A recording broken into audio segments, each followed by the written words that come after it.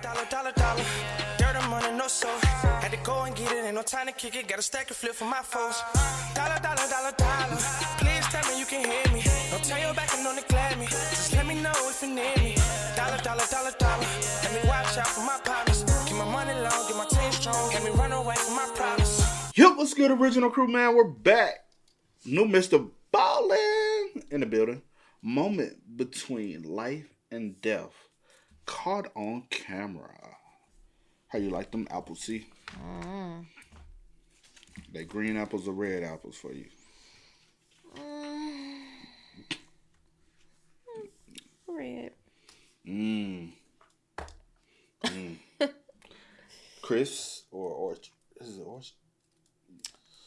I don't know my apples. I can do a little cosmic crisp or something like that. I don't know my apples like that. Or a little, Don't yeah, worry about it. And there's one of them like a honey something? Honey Honey Crisp. Crisp. Yeah. Hey, make sure y'all check out the links in the description box. down below. You already know where to go if you want to first support. You gotta do a check out down below. Also, if you enjoyed today's video, Like it with a thumbs up. like you just gave me an apple and I wanted an apple to eat. You just It you don't even know, care. It doesn't matter, green, red, whatever. I don't care. You bring me an orange apple, I'll be like, ooh. An orange apple. Yeah, an apple that be orange, I'll be like, ooh, cool. Let me try this. Are you saying like you just Yeah, said? hot. I was like, well, where I'm you just see saying. that, Albert? I'm just. I'll be like, ooh, let me try that. I ain't never had nothing like that These before. are my favorite apples right here. Just so you know, if you ever want to buy me an apple. I don't even buy apples. That's what I don't buy apples, bro. I like cosmic crisp. Only thing I buy as far as fruit wise is strawberries, bananas, oranges. Oranges. You like oranges? And if I do buy apples, it's the ones that's already pre-sliced. I bought cantaloupe and set. But You know how you have a my bad, how my we get bad, here? my bad. Let's go. Have you ever wondered what happens when you die? Well, today I'm going to tell you 3 stories that all give insights into what might actually happen.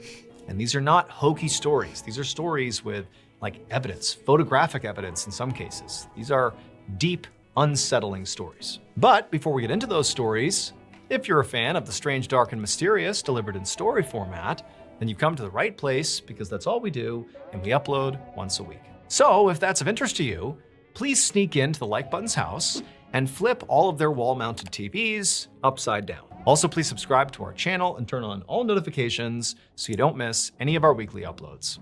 Okay, let's get into today's stories.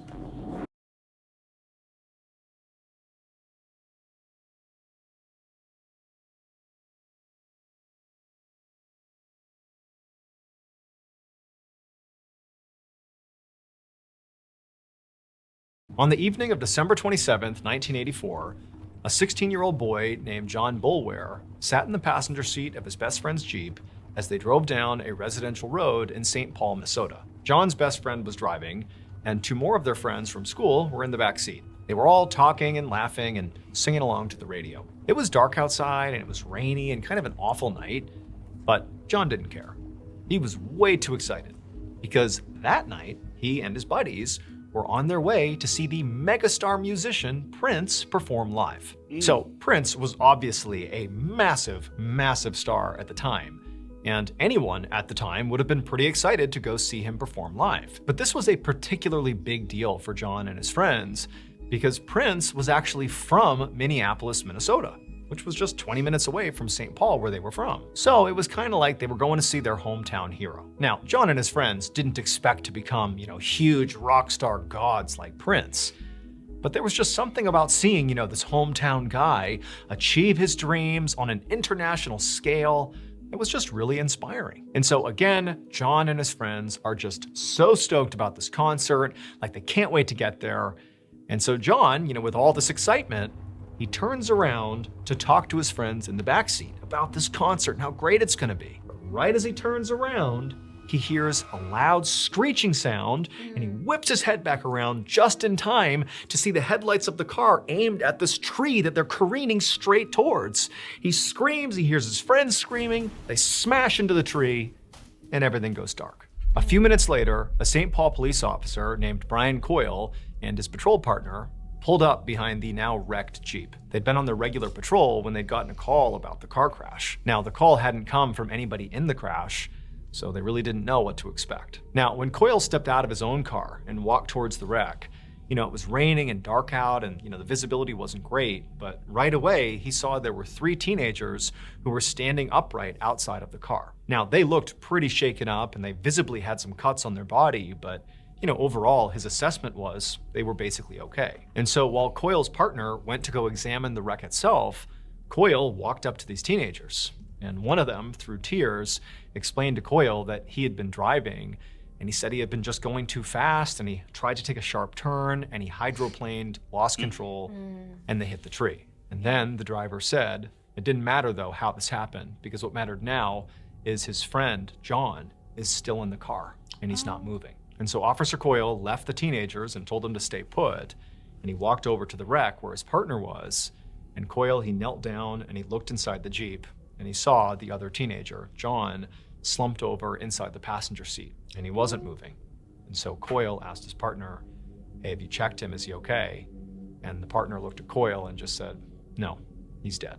And so Officer Coyle took a deep breath, and while his partner called for backup and taped off the scene, Coyle went back to John's friends and broke the news as gently as he could.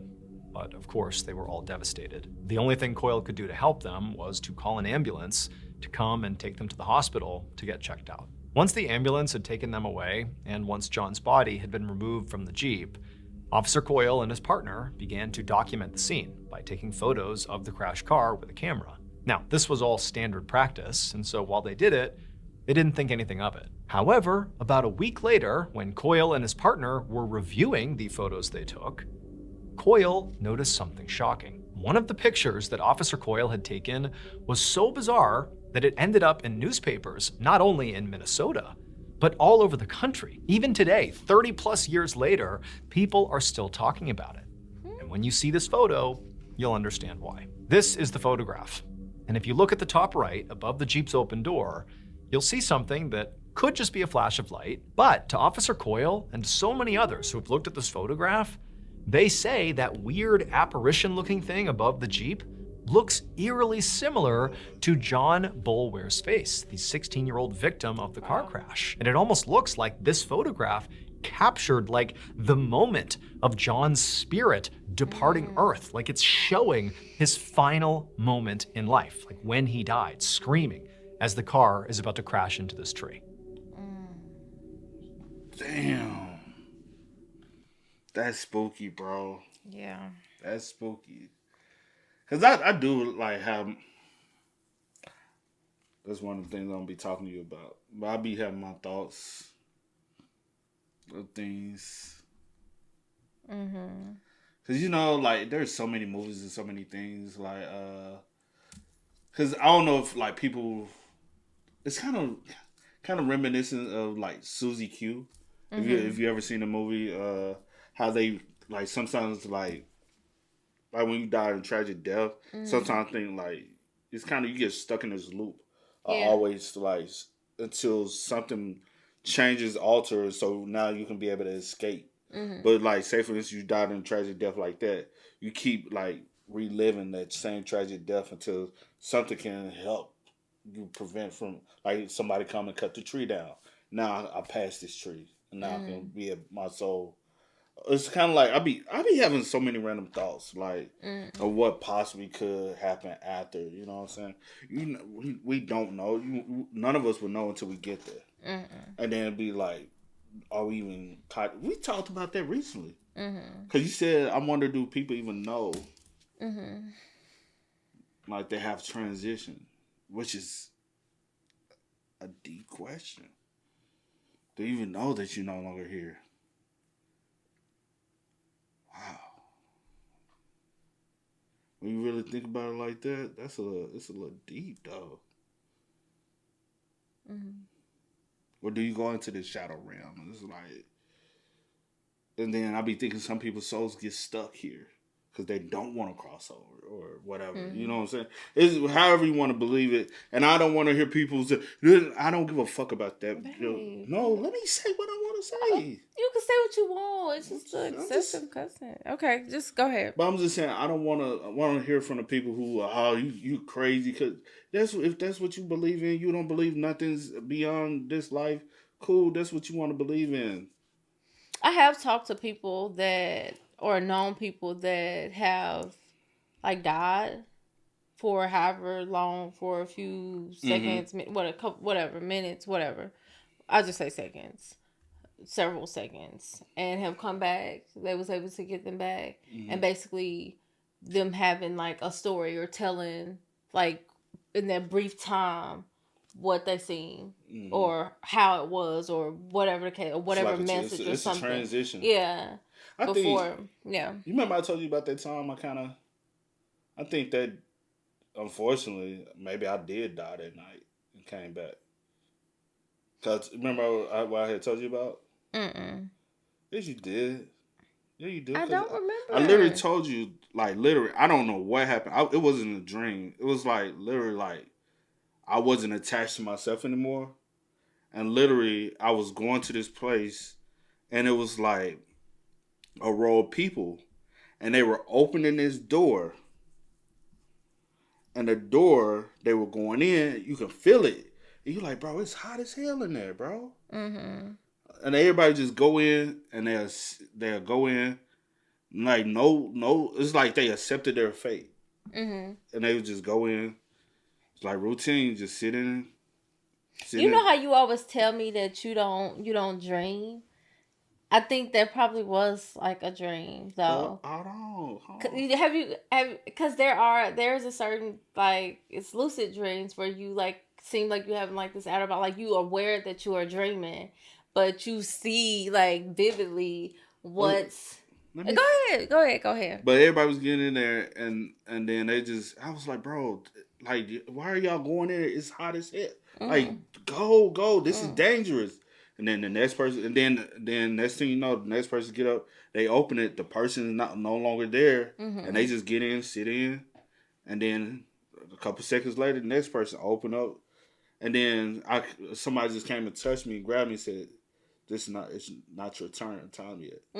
And then next thing you know, and I went over here to this white room, and it was like reliving, like, everything I've gone through in life, and it was like, it's like your life is on a big screen. It's being replayed, like the good and the bad you've done. And I was just like, what the fuck? And it was just like, I don't know, man. It was scary though, but it was like a thing I couldn't understand. And then when I came back, I was like I can't move. And I was trying to scream. I was trying to get up. I couldn't get up. I couldn't run. I couldn't do nothing. I was just like, bro, why am I just here? Like, I can't move. Yeah. But I don't know. It was scary. I told you about that before. I remember it now since you, like, explaining it, yeah.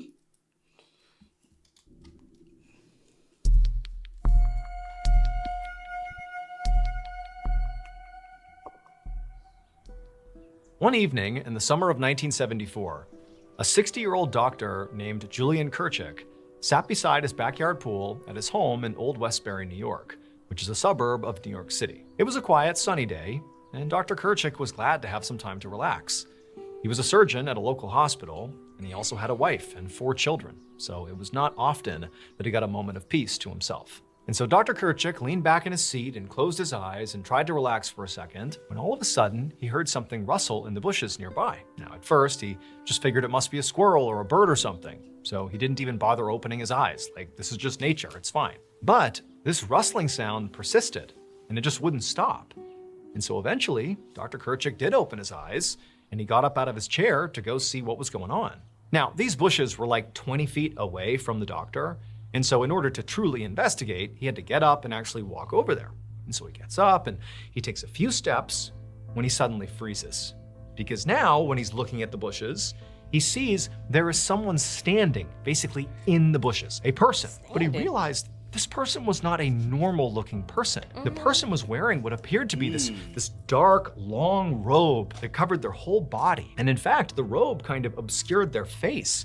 It was like they were this dark presence just standing there in the middle of these bushes. And so Dr. Kerchik is just frozen, having no idea how to react to this. I mean, does he call out for help? Does he, chase this guy out of his yard? Like, what does he do here? And as he's standing there transfixed, this person in the robe extends one of their arms, this long, skinny arm, and kind of begins to beckon Dr. Kerchik towards them. And Dr. Kerchik went from being sort of startled to being terrified. This figure basically looked like the Grim Reaper. And it felt like now the Grim Reaper is beckoning him to come with him, to come die, basically. That was the feeling he suddenly had. And it was unbelievably overwhelming. And so Dr. Kerchik is staring, horrified. He blinks for a second, and the man is gone. Over the next few days, Dr. Kerchik obsessed over what he had just seen.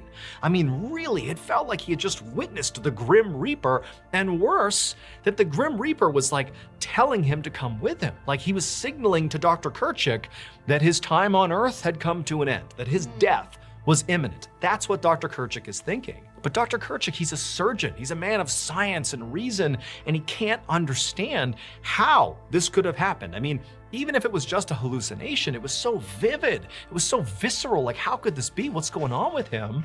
But the problem Dr. Kerchik had was, who's he going to talk to about this? Hey, by the way, I saw the Grim Reaper, and now I'm worried I'm going to die soon. Or maybe somebody in my family's going to die soon, or a patient is going to die soon. Like, who's going to have that conversation with him? But at the same time that he was feeling increasingly isolated because of this, whatever he saw, he couldn't help but feel like it was real, and it was driving him mad. Like, I'm not doing anything, and something bad is imminent. What do I do? And so for months, Dr. Kerchik just carried this incredible weight with him everywhere he went, like this constant sense of unease, until October of 1974. That month, Dr. Kerchik suddenly got sick. He had a fever, and it just wouldn't go away. And so he went to his own doctor for a checkup, and his doctor told him, I got some bad news. That day, Dr. Kerchik was diagnosed with an incurable form of blood cancer. He was heartbroken, but he was not totally surprised, because for him, this sort of felt like a validation of what he'd already seen. Death, the Grim Reaper, had been calling him. Now, Dr. Kerchik knew why. Dr. Kerchik would share his story with newspapers, which is how we know about it today. And shortly after sharing his story, Dr. Kerchik would die. Oh, that's all we... Oh. That's it. You seen him share the story? Well, seen him, got diagnosed, shared the story, and passed. I'm sorry. I thought I had to sneeze, but it wasn't mine. Sorry. So, because you do hear about things like that, Because you said even when your mom worked in like the nursing home, she was patients have told her about seeing people or seeing figures and stuff, right? In the corners and stuff like that. And that's. But you said people have told you stories about passing? About them passing? Yeah. And, basically, yeah. But coming back and, like, what they seen on the other side or... What they saw. I mean, everyone's is different. Okay, for, like, one of my friends, her uncle, he had passed for, like...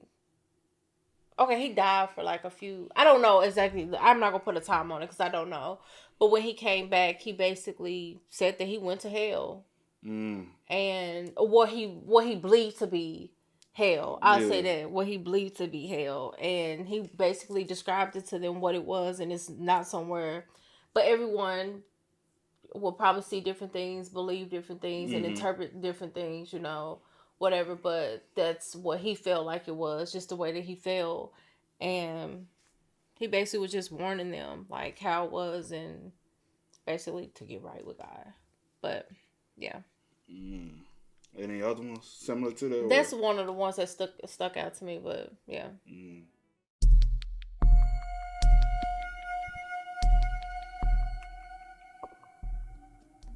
On the afternoon of Sunday, August 27th, 2000, a 50-year-old husband and father named Bruce Leniger sat in his living room in Lafayette, Louisiana. He and his wife and his 2-year-old son James had just gotten home from church, and now Bruce was just trying to relax. However, it was proving very difficult to relax because as Bruce is trying to sit on the couch and just kind of close his eyes for a second, his son, James, the 2-year-old, has his toy plane, his favorite toy plane, and he is repeatedly smashing it into the coffee table as loud as he can, saying, "Plane crash, plane crash, plane crash." And while, of course, James is a kid, he's gonna be loud and noisy and obnoxious, that's what kids do.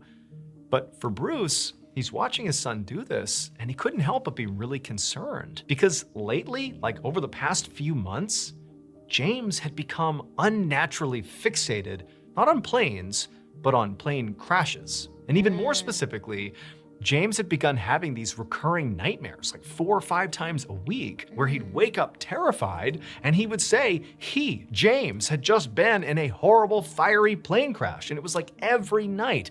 That was the nightmare. And it was Bruce and his wife didn't even know what to make of this. Where's he getting this from? James was a pretty sheltered kid. He wasn't being exposed to, horrible plane crashes, either in movies or TV shows or books. I mean, he's a 2-year-old. It just made no sense that he was having this recurring nightmare. But what made it even more kind of unsettling is that James wasn't just fixated on the plane crash aspect of this nightmare. He also began to tell Bruce and his wife these weird details about the plane crash, because it was always the same plane crash in his nightmare. He began telling his parents that the Japanese shot me down. And Bruce and his wife are like, what is he referencing? Is this a World War II reference? But again, he's 2. Developmentally, it's not something he would say even if he was exposed to it. It just didn't make any sense. Now, over the past few months that this behavior had really ramped up, Bruce and his wife had taken James to the doctor to say, what's going on here? What's my kid doing? I don't understand any of this. And the doctors were all like, he's a kid. Yeah, it's a weird fixation he's got, but he'll grow out of it. Don't worry about it. But to Bruce and his wife, it just seemed like James was not growing out of it.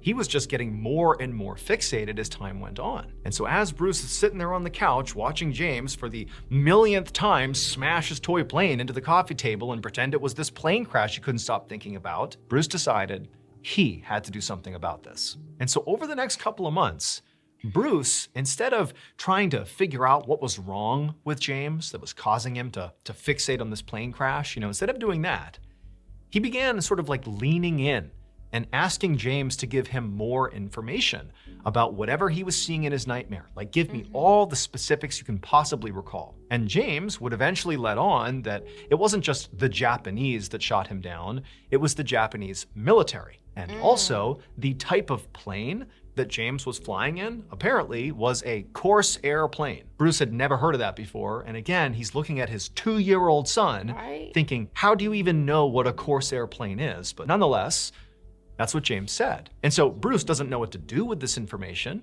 but again, he's just trying to learn. And so in November of that year, Bruce found himself sitting in the living room, and he had this World War II coffee table book that he had actually purchased for his father, but he hadn't given it to him yet. And he saw James, playing with his plane, smashing it into the coffee table. And Bruce, he grabs this coffee table book full of pictures of pilots and combat and war, and he flips to pictures of pilots from World War II. Because now, Bruce is thinking, maybe my son somehow is imagining a scene from World War II. A pilot has crashed in World War II, the Japanese military shot them down, I don't know. No idea how he got this image, but that could be what he's thinking about. And so he's like, well, maybe I'll just start looking at pictures from World War II of pilots, and maybe somehow or another James will look at this and something will click for him. Bruce really didn't know what he was trying to get out of this, but either way, he called James over and he shows him this book. And he's like, James, do you recognize any of these planes? Are any of these planes the Corsair plane that you flew, in your dream? Is any of this stuff sort of lining up with your dream? Again, he's talking to a 2-year-old, but the 2-year-old sort of got it. James looked at the pages, but nothing clicked. James sort of reached down and was just kind of flipping through all the pages, and there was nothing. There was no connection with James. But towards the end of the coffee table book, where Bruce is thinking, what am I even doing here? I'm prompting my 2-year-old to research World War II with me. What is this? What is going on here? But as James is flipping the pages, he suddenly stops. and he points at one of the pages and he says to his dad, "That's where I was shot down."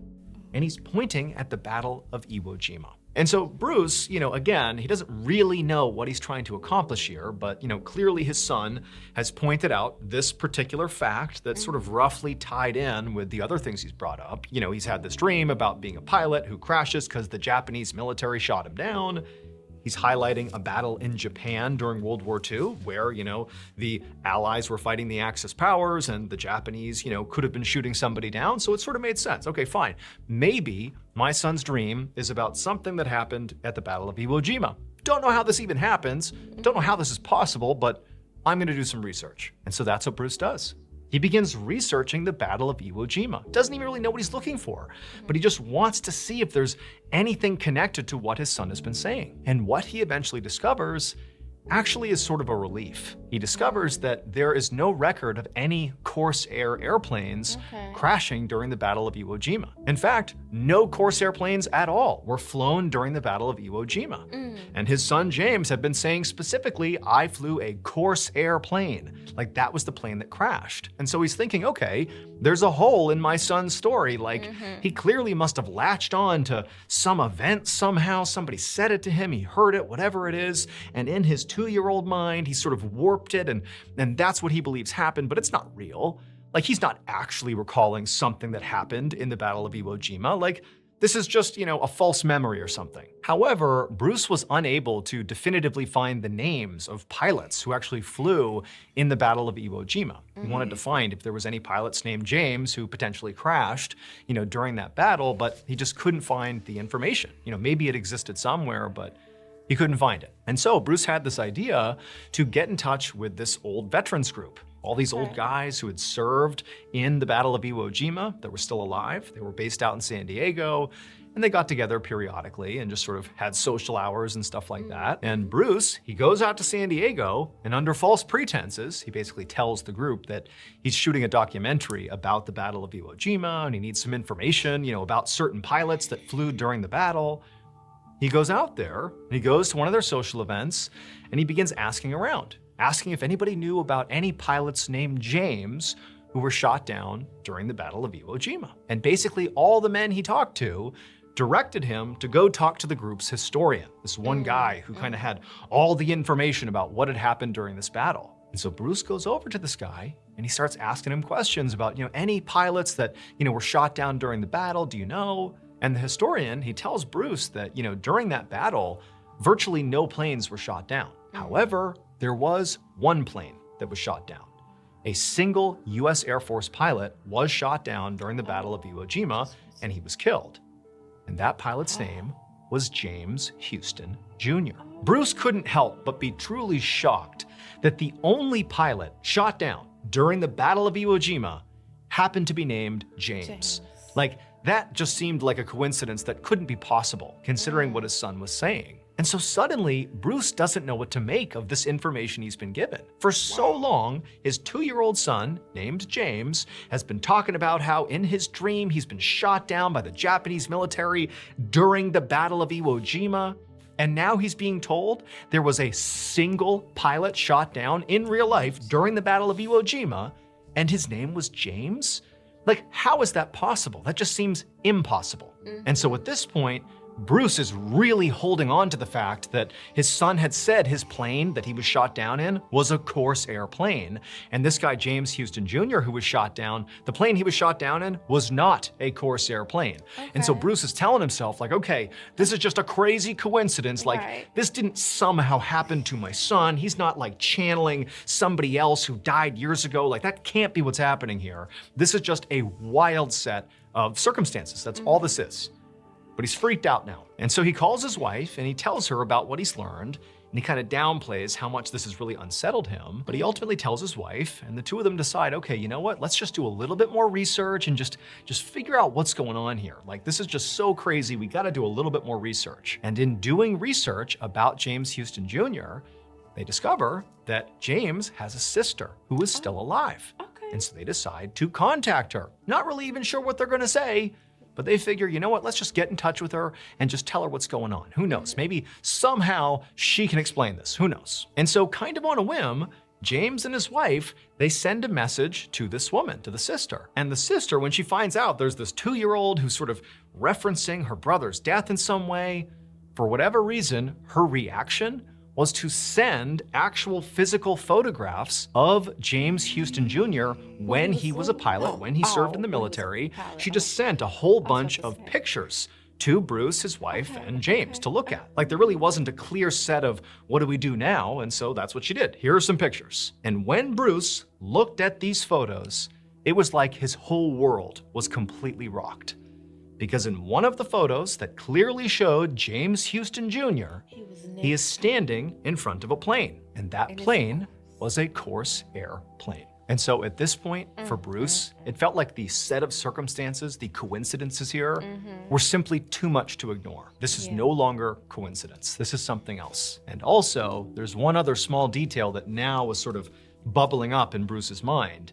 And that was, periodically, his son James would talk about how he really wasn't named James. He was named James III. Just periodically, his son would say that. Not every time, but he brought it up enough that it was sort of a known thing, that he was James III. And now Bruce is thinking, James Houston Jr., that's James II. My son, how could he possibly know all these things that happened to James Houston Jr. if he was not James III, James Houston Jr.'s reincarnated soul? Bruce would eventually take his son's story to the news, and the family would film a primetime segment on ABC about it. James was soon invited to the Battle of Iwo Jima Veterans Reunion, where he would shock the group with his knowledge of the battle. James also met James Houston Jr.'s sister, and when he did, he called her by a nickname that only her late brother ever used. After that, even she was convinced. Shut the front door. He low-key. Don't he? I was thinking that too, but I was like, maybe I'm just a tad bit. Maybe like, that's why I said I would love to have seen what he looked like when he was like little. There was a photo. He did show a photo. Oh, I didn't know that. Where 2251. Look at the smile. It's crooked. You see how it goes up right here? And it shows more of the back. That photo, his military photo, freak. It's the same smile. Yeah. That's fucking insane, bro. Called her by a nickname that only her late brother ever used. After that, even she was convinced that her brother's spirit had come back to Earth in James III. If reincarnation is real, James's story is one of the most credible and well-documented cases in history. And that's him now. Yeah, that's him now.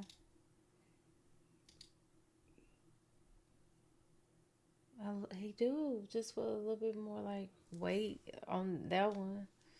Even how the nose protrude a little bit. Or maybe I just want him to look like but he kind of, here goes side by side if you want more like. But also, you got to think about time period, you know? Time period, how people carry themselves and how they look. It's going to be a little different, right?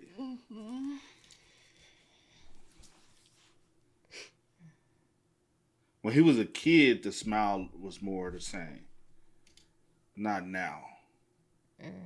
But when he was a kid, how that smile is, and how it kind of shifts to one side. Is this like side by side baby pictures or something? Because he had this, boy, look at the jawline right here. And then look at that jawline. Yeah. But yeah, that's crazy though. You know, you do hear about like more like stories like that though, where like people we've heard a lot of those stories, and it's a possibility. You never know. My thing is, I always wondered like, if reincarnation is real, do you come back right away, or is it years in between? Oh, if reincarnation is real, would you want to be like, all right, I want a little break from the world, from Earth. Keep me away from here for a little while. Bring me back like 30 years from now. Or do you want to come right back and pick up like, no, I'm ready to go back now. Think about it though. I guess it depends on, I guess it will depend on like if it's something that you feel like you haven't like accomplished or something you feel like You've been your enjoying. job wasn't done. Like I need to go back and try to But that's finish still or like, accomplish. would you rather do it now or wait a little while then? Or not at all? Or you like, Is that damn, an bro, option? I miss my people. I want to go back right now. I miss my. That's good. When you think about it, it's a little crazy though, ain't it? Yeah. Oh man. Hey, with that being said, y'all spam us up in the comments. Y'all let us know y'all thoughts about it for us in the comment section down below. But until next time, y'all know how it go, man. I do go by the name DJ New Kid. This is Sierra Nicole. We are. Kid and C. We are. Ain't no time to kick it, got a stack of flip for my foes. Dollar, dollar, dollar, dollar. Please tell me you can hear me. Don't turn your back and don't neglect me. Just let me know if you need me. Dollar, dollar, dollar, dollar. Let me watch out for my partners.